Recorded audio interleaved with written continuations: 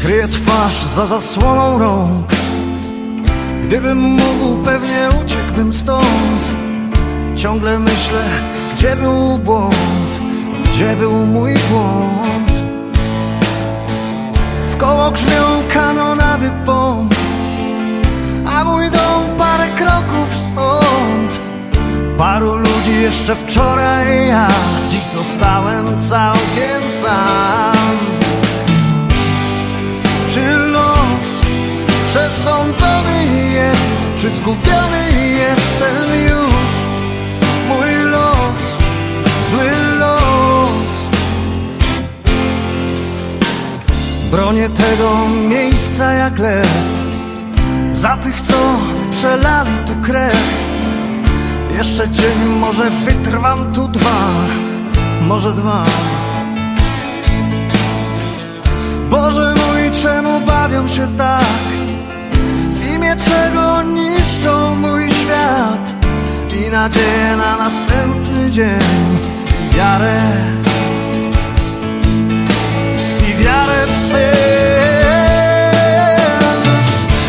Tak walczę ze złem, a zło rośnie we mnie z każdym dniem.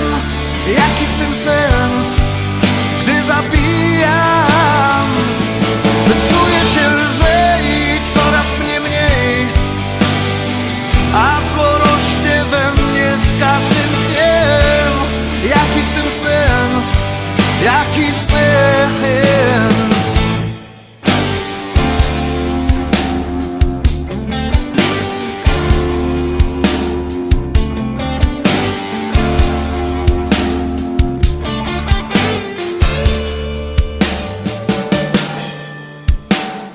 Tu niedawno stał mój dom, wszystko kwitło po horyzont, a spokoju nie zakłócał nikt, nie zakłócał nikt.